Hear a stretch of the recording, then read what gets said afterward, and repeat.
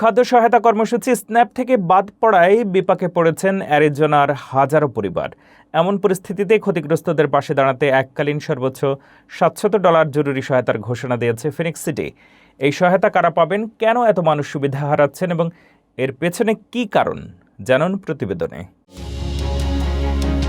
যুক্তরাষ্ট্রের Arizona অঙ্গরাজ্যে food stamp বা snap সুবিধা নিয়ে দেখা দিয়েছে বড় ধরনের সংকট। মাত্র 1 বছরের ব্যবধানে এই কর্মসূচির সুবিধাভোগীর সংখ্যা প্রায় অর্ধেকে নেমে এসেছে। পরিস্থিতি এতটাই উদ্বেগজনক যে ক্ষতিগ্রস্ত পরিবারগুলোর জন্য জরুরি আর্থিক সহায়তা দিতে এগিয়ে এসেছে ফিনিক্স সিটি প্রশাসন।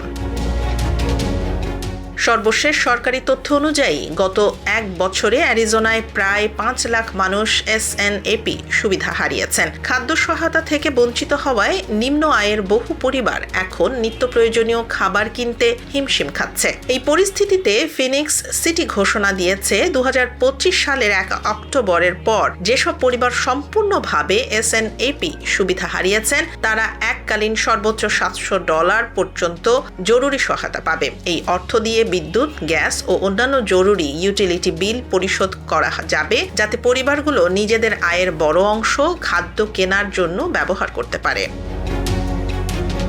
অ্যারিজোনা অঙ্গরাজ্যের কর্মকর্তারা বলছেন, এই সংকটের অন্যতম কারণ গত বছর পাশ হওয়া প্রেসিডেন্ট ডোনাল্ড ট্রাম্প সমর্থিত ওয়ান বিগ বিউটিফুল বিল। নতুন আইনের ফলে SNAP পাওয়ার যোগ্যতার শর্ত আরও কঠোর হয়েছে এবং আবেদনকারীদের যাচাই বাছাই অনেক বেড়েছে।